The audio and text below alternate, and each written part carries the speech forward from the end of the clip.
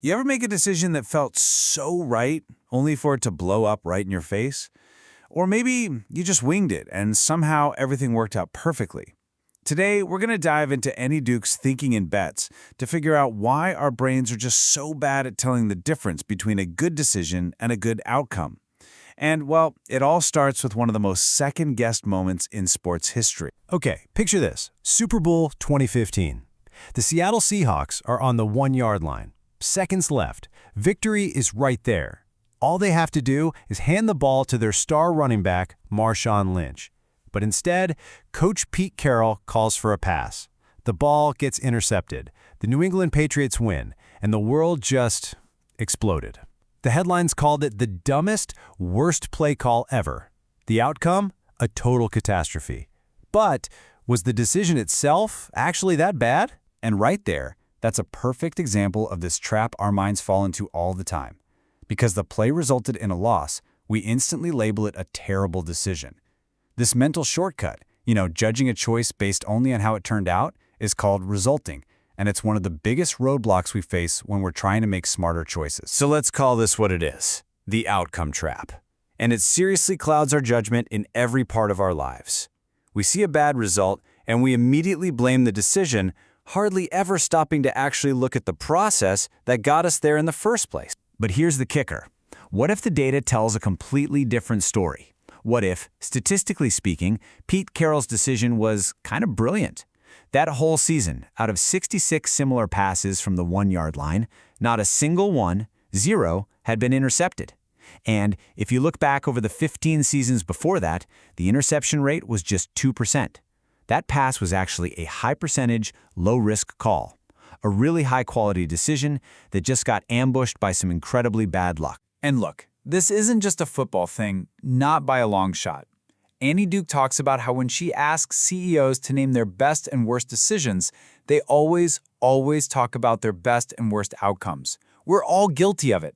We confuse getting lucky with being a genius and getting unlucky with being an idiot. So how do we actually break out of this cycle? Well, the book gives us this really powerful metaphor to reframe how we think about all this. We have to understand that life isn't chess, it's poker. Think about chess for a second. Everything's right there on the board, right?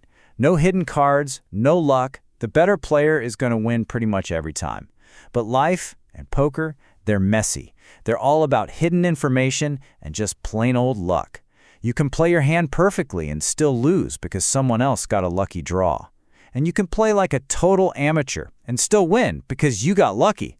A great outcome doesn't mean you played well, and a bad one doesn't mean you made a mistake. All right, so this brings us to our first major mental upgrade, learning how to untangle the two big forces that shape pretty much everything in our lives, skill and luck. Let's take this story of a CEO who said firing his company's president was his worst decision ever. Now, the result was a disaster. Sales totally tanked, and he couldn't find a good replacement. But hold on, let's look at his process. He analyzed the competition, he hired a coach for the guy, he even thought about other options besides firing him.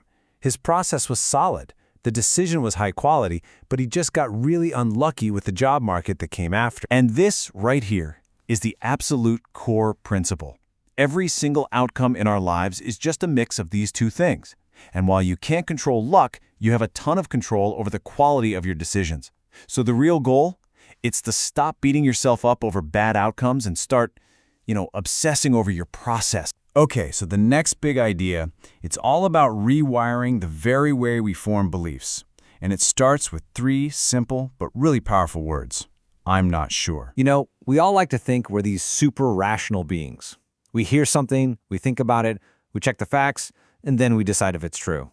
It's a nice, neat, logical process. And it sounds great.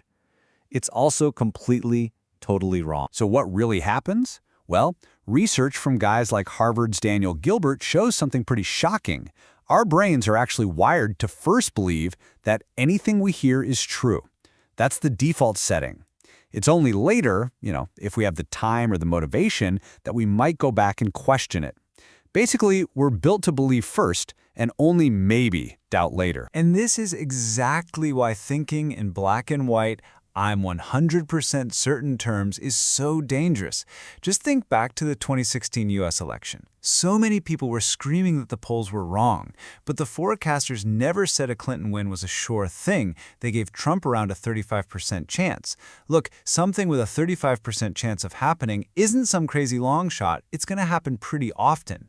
Actually, embracing uncertainty means seeing the world in probabilities, not in these false guarantees. So, okay, if our brains are wired to mess this all up, to see bad results as bad decisions, to believe everything we hear, and to crave certainty, how in the world do we fight back?